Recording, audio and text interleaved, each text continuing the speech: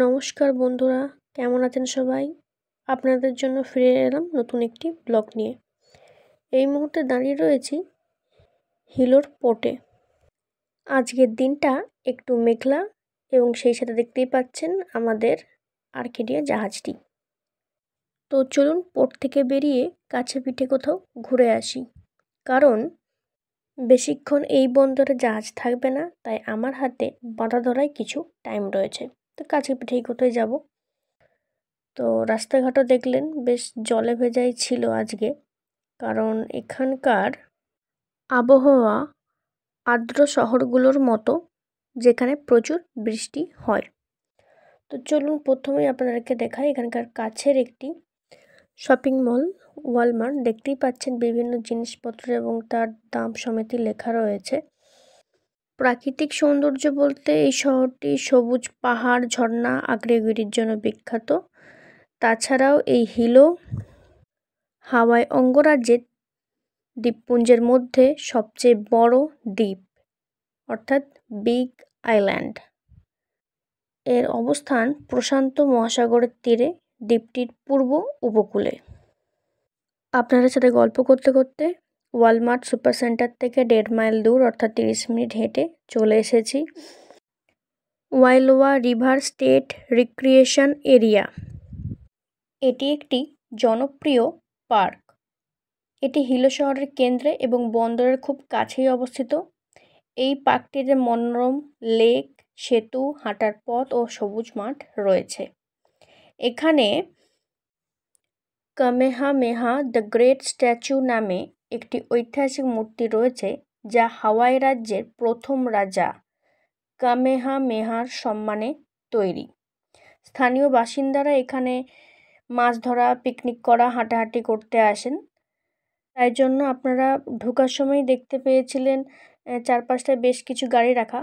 তো মানুষজনেরা এসেইছেন, ভেতরে গিয়েছেন, বুঝতেই পারছেন। তো আমার হাতে বেশি টাইম ছিল না বলে আপনাদেরকে ভেতরটা দেখাতে পারলাম না। বাড়ি থেকে যতটা পারলাম দেখালাম। আর এই শহরের আরও বেশ কিছু অন্যতম আকর্ষণ হলো হাওয়াই ভলক্যানোস ন্যাশনাল পার্ক, অর্থাৎ আগ্নেয়গিরির, rainbow falls, Hawaii tropical botanical garden, Liliuokalani park and garden. এটি জাপানি স্টাইলে নির্মিত একটি পার্ক। তো যাই হোক, এই নদীটির মধ্যে থাকা ছোট্ট কচ্ছপটি আপনাদের কেমন লাগলো তা অবশ্যই জানাবেন। তো এবার আবার ফিরে যাচ্ছি সেই জাহাজটির উদ্দেশ্যে। সেই সাথে আপনাদেরকে জানাই, মেরি মোনার্চ ফেস্টিভ্যাল হলো এই হাওয়াইয়ের ঐতিহ্যবাহী হুলা নৃত্যের অন্যতম বড় উৎসব। এই হিলো শহরটির অর্থনীতির মূল ভিত্তিই হলো কৃষি, পর্যটন ও বিজ্ঞান গবেষণা। এবার আমরা জাহাজে করে হিলো থেকে হনুলুলুতে পৌঁছাবো। A few moments later. তো বন্ধুরা, এবার চলে এসেছি হনুলুলুতে। দেখতেই পাচ্ছেন এখন রাস্তা দিয়ে হেঁটে যাচ্ছি।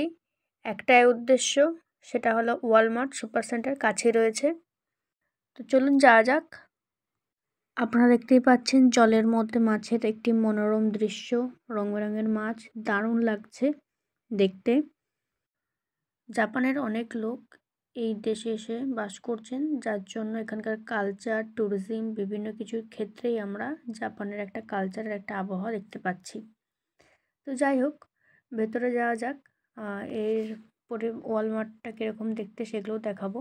সেই সাথে আপনারা দেখতেই পাচ্ছেন এই আইফোনের স্টোরটি কেমন লাগছে সেটাও জানাবেন।